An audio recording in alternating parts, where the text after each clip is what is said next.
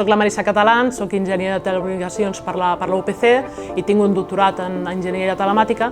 Soc la directora de l'àrea d'IoT a IDOSCAT, on porto treballant des de fa més de 10 anys.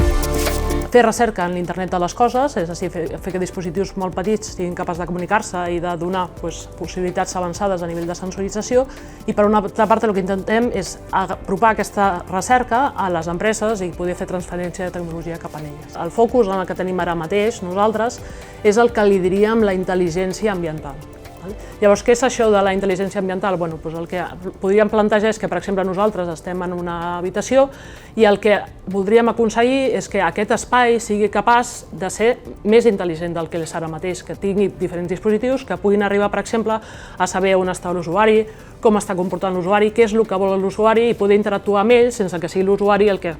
com normalment succeeix fins ara, és el que està dient com vol l'espai, si vol més llum, no vol menys llum. Una d'elles, per exemple, plantegem un escenari en el que tenim una persona gran o una persona que igual necessita una mica d'ajuda per estar al dia a dia i fer el dia a dia de les coses a casa seva. El plantejament fins ara normalment és donar-li solucions que són una mica intrusives o potser que hi hagi sempre una persona acompanyant-lo. Amb l'IoT, per exemple, el que voldríem és dir anem a donar solucions que permetin que aquesta persona pugui fer el seu dia a dia d'una manera convencional sense que es trobi que és una mica diferent o que necessita aquesta ajuda i que aquestes solucions no siguin intrusives, sinó que estiguin dintre del propi entorn sense que l'usuari se n'adoni. Ara, per exemple, estem en un projecte europeu que es diu el projecte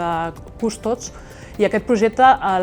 en general el que intentes fer és una plataforma per assegurar que tots aquests equips i elements que posem, per exemple, en una llar, aquests elements siguin segurs i aquests elements puguem assegurar que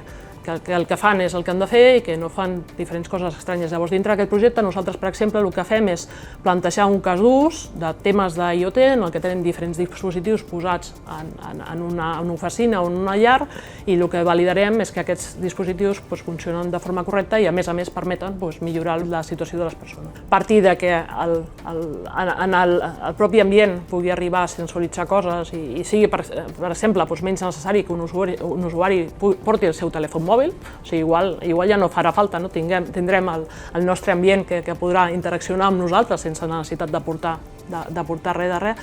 I després, potser pensant en tecnologies, al final, una tecnologia que sí que ja fa un temps que es parla, però potser a nivell d'aplicació fins ara no ha arribat al mercat i que potser anirà arribant, és el tema de fer servir les tecnologies de la llum per comunicar i, per exemple, per fer posicionament.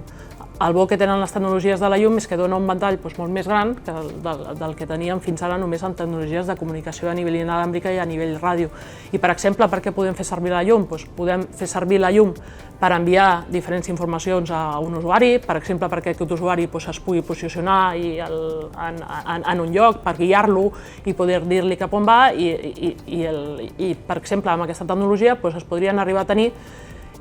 solucions de posicionament